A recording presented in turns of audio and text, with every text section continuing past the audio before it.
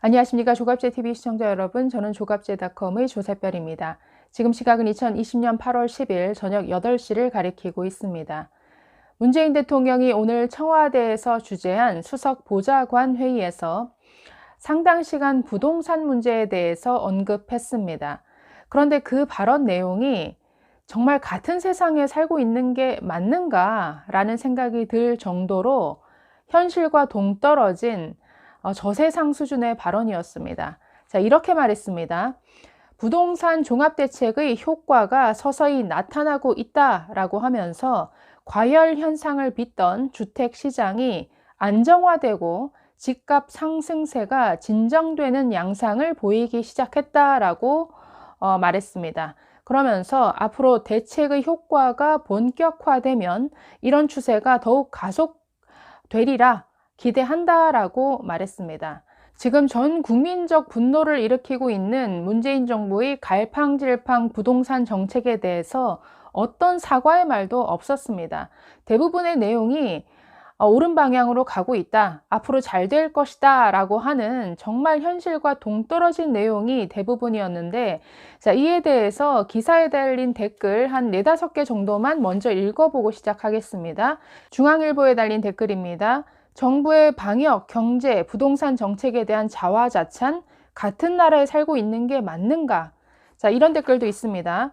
병원 좀 가보세요. 당신 덕에 전셋집에서 나가게 생겼어요. 네, 이런 댓글도 있습니다. 진짜 어느 나라 대통령인지 의심스럽네요.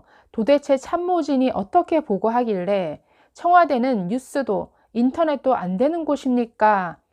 자, 다른 댓글. 역대 저렇게 돈 대통령은 없었다. 이념을 떠나 최소 다들 현실 파악은 했었다. 와, 현실 파악조차 못하는 수준이니 무슨 대처를 하겠는가? 자, 마지막 댓글입니다. 깔려고 하는 이야기가 아니라 저 정도 인식 수준이면 정신에 문제가 있는 게 아닌가? 진심 걱정된다. 자, 댓글 몇 개만 읽어드렸는데요. 네, 이 외에도 기사마다 수많은 비판 댓글이 달렸습니다. 제가 읽어드린 댓글의 비난 수위 정도는 굉장히 점잖은 편에 속하는 것이었습니다. 그리고 댓글 중에서 정말 눈에 띄게 많이 보였던 것이 대체 어느 나라에 살고 있는 대통령이냐? 진심 걱정된다. 병원에 좀 가봐야 하는 것 아니냐? 이 문재인 대통령의 현실 인식에 너무나 문제가 많다라는 이런 지적들이 정말 많이 눈에 띄었습니다. 자, 문재인 대통령의 발언을 좀 더 세부적으로 살펴보도록 하겠습니다. 먼저 4문장 정도의 발언인데 한번 쭉 읽어보겠습니다. 자, 이렇게 말했습니다. 이제 정부가 책임지고 주거의 정의를 실현해 나가겠습니다. 실수요자는 확실히 보호하고 투기는 반드시 근절시키겠다는 것이 확고부동한 원칙입니다. 이에 따라 불로소득 환수와 대출 규제 강화로 투기 수요를 차단하고 주택 공급 물량을 최대한 확보하는 것과 함께 세입자 보호 대책까지 포함하여 4대 방향의 정책 패키지를 마련했습니다. 주택 주거 정책의 종합판이라고 할 수 있습니다. 라고 이렇게 말했습니다. 자, 이게 오늘 핵심 내용이었는데요. 자, 하나하나 따져보겠습니다. 먼저 이렇게 시작했죠. 이제 정부가 책임지고 주거의 정의를 실현해 나가겠습니다. 라고 했습니다. 저는 여기서부터 이 문재인 정부의 부동산 정책이 실패할 수밖에 없구나라는 걸 느꼈는데요. 지금 부동산 문제마저도 이념적으로 접근하고 있죠. 주거의 정의를 실현해 나가겠다. 저는 대체 정의로운 주거가 뭘까? 아무리 생각해도 잘 모르겠는데요. 정의로운 주거, 정의롭지 못한 주거. 근데 어떤 개념인가요? 뭐 모든 사람들이 평등하게 주택 하나씩을 다 소유하면 정의로운 겁니까? 아니면 아예 소유의 개념을 없애고 전부 뭐 임대로 살아가는 것이 정의로운 것인가? 이 부동산 문제마저도 시장 원리로 접근하는 게 아니라 이런 정의롭다, 정의롭지 못하다 이런 이념을 가지고 접근하니까 자꾸만 시장을 거스르는, 시장과 싸우는 이런 정책만 나올 수밖에 없는 것이죠. 또 계속 보겠습니다. 자, 이렇게 말했습니다. 실수요자는 확실히 보호하고 투기는 반드시 근절시키겠다는 것이 확고부동한 원칙이다라고 했습니다. 지금 원칙 두 가지를 제시했는데 첫 번째 원칙은 실수요자를 확실히 보호하는 것이다. 두 번째는 투기를 반드시 근절시키겠다. 이것이 두 가지 원칙이라고 제시했습니다. 자, 실수요자 확실히 보호되고 있습니까? 반대죠. 예를 들어서 전 세계적으로 유례가 없는 대출 규제를 시행하고 있습니다. 이것으로 인해서 실수요자가 보호받은 게 아니라 실수요자의 내 집 마련 기회를 박탈시켜 버렸죠. 자금 마련 루트를 차단함으로써 현금 부자들만 유리해지는 이런 결과를 낳았죠. 자, 두 번째, 투기는 반드시 근절시키겠다는 것이 확고부동한 원칙이다라고 했는데 글쎄요, 투기가 근절이 됐습니까? 먼저는 어디까지가 투기인가 개념 정리가 지금 안 되어 있죠. 글쎄, 확실한 것은 투기가 근절된 것은 모르겠고 거래가 실종이 됐습니다. 이 부동산 시장에서 전세 매물이 지금 사라지고 뭐 일시적이겠지만 아파트 거래 자체가 실종됐으니까 없어진 것은 거래가 없어진 것이지 투기 자체가 없어진 것은 글쎄요, 두고 봐야 할 일이죠. 자, 계속해서 네 가지 정책 패키지를 마련했다라고 하면서 언급한 것이 첫 번째, 불로소득 환수입니다. 자, 불로소득 환수는 세금을 가지고 환수하겠다라는 것이죠. 문제는 지금 이 정부의 정책으로는 서울에 사는 시민들의 절반 이상을 불로소득자로 본다는 것이죠.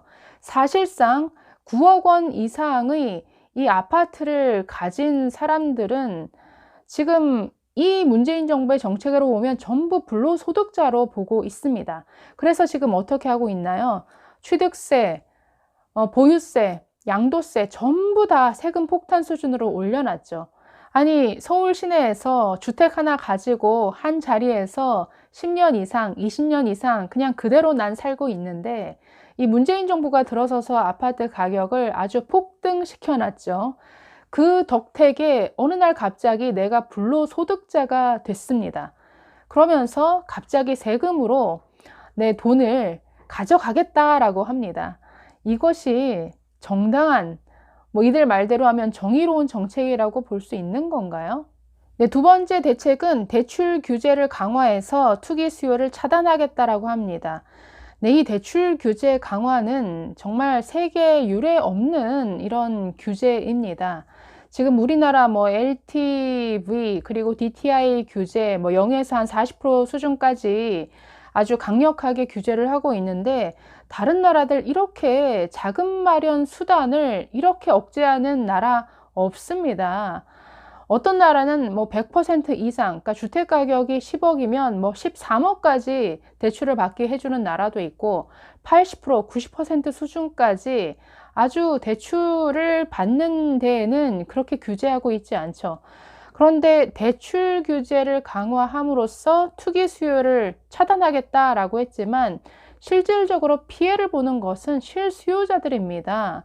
현금만으로는 집을 살 수 없는, 그래서 반드시 대출이 필요한 이런 사람들의 내 집 마련 기회에만 지금 차단하고 있다는 것이죠. 네, 세 번째 대책은 주택 공급 물량을 최대한 확보하는 것이다 라고 이렇게 말했습니다.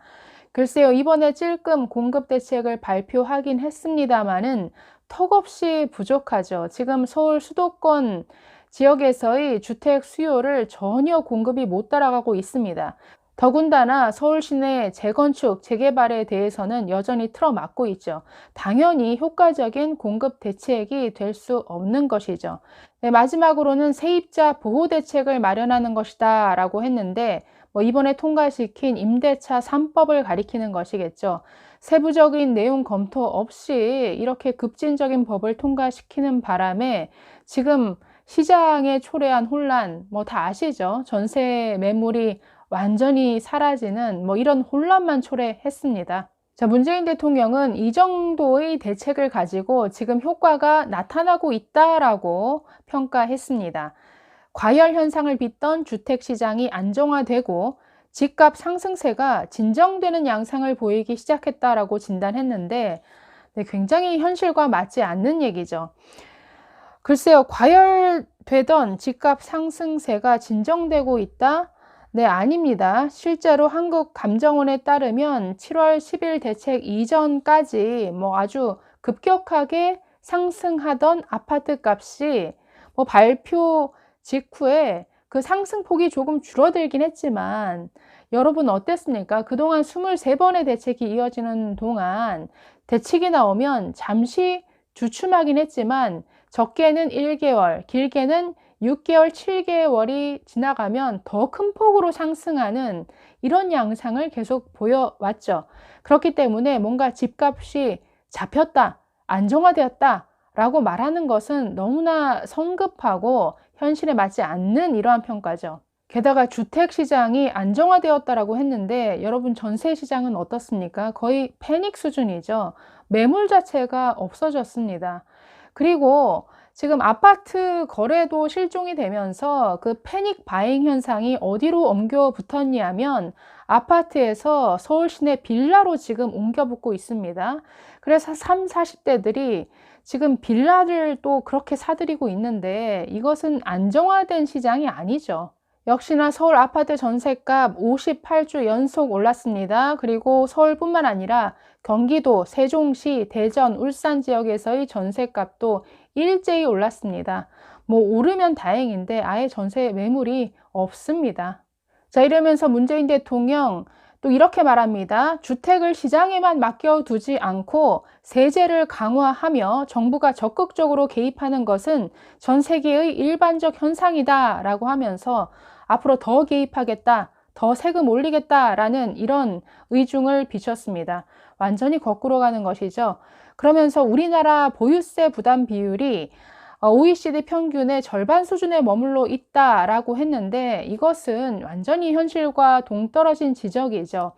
우리나라 보유세 비율, OECD가 2018년 기준으로 OECD 평균 1.1%인데 우리나라 0.9% 수준입니다.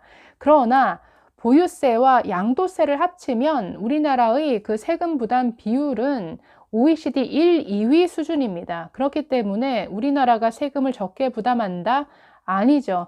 취득세, 양도세, 거래세 전부 올려놨기 때문에 지금 부동산에 있어서 세금 부담 정도는 너무나 높은 수준이죠. 그런데 지금 더 올리겠다라고 하니까 국민들만 괴로운 것 아닙니까? 또 문재인 대통령 마지막으로 이런 지적까지 했습니다.